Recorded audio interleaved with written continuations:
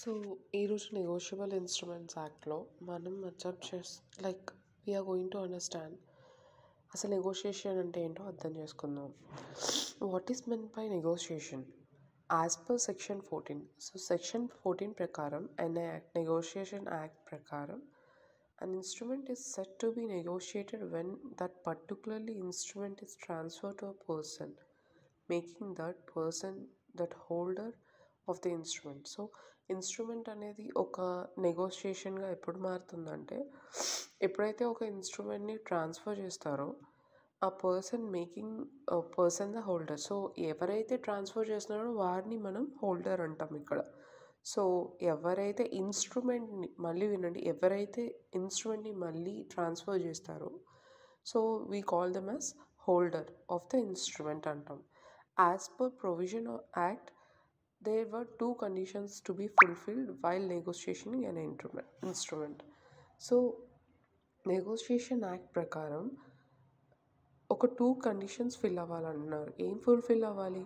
ఎప్పుడైతే ఒక person transaction complete చేస్తారో, ఎవరైతే హోల్డర్ ఉంటారో ఆ ట్రాన్సాక్షన్ని నెగోషియేషన్కి మార్చడానికి 2 కండిషన్స్ని ఫుల్ఫిల్ చేయాలి. సో ఆ 2 కండిషన్స్ ఏంటో ఇప్పుడు చూద్దాం. The instrument must be transfer to any other person.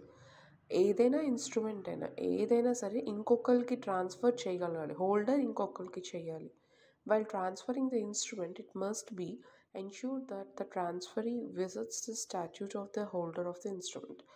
So ఎక్కడైతే transfer of instrument must be ensure ఏమని ట్రాన్స్ఫర్ అయ్యింది అని చెప్పి స్టాట్యూట్, ఒక హోల్డర్ దగ్గర ఒక ఇన్స్ట్రుమెంట్ ఉండాలి, అది కంప్లీట్ అయింది ప్రాసెస్ అని. సో ఈ ప్రాసెస్ని మనం modes of negotiation and instrument చూద్దాం. అసలు ఎలాంటి ఇన్స్ట్రుమెంట్స్ ఒక మోడ్స్ ఉంటాయి చూద్దాం.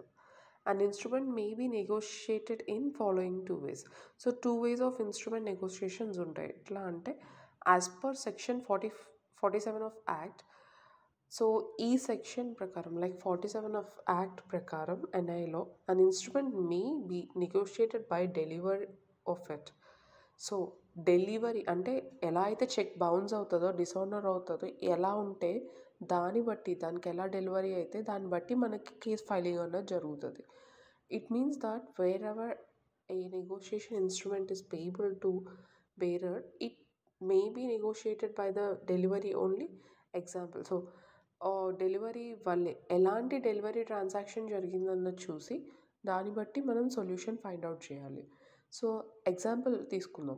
Like C is a holder of an instrument. ఒక సిని మనం హోల్డర్ ఆఫ్ ది ఇన్స్ట్రుమెంట్ అనుకుంటే, payable to the bearer, delivers it to the a agent in the order. So ఇక్కడ బేరర్ ఏమో ఏ అనుకుందాం, ఏకి కట్టాలి.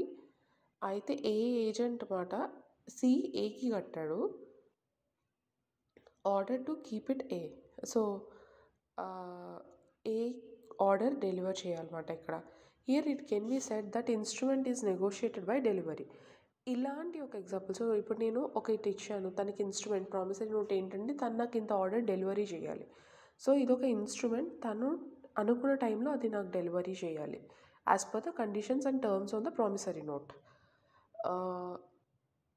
ఇది చలీస్ చెక్కి, డిసానర్కి, అవన్నిటికి దీనికి సంబంధం ఉండదు. As per section 48 a negotiable instrument act also negotiated by endorsement, and this means that where making of instrument signs that same is endorsed and negotiated.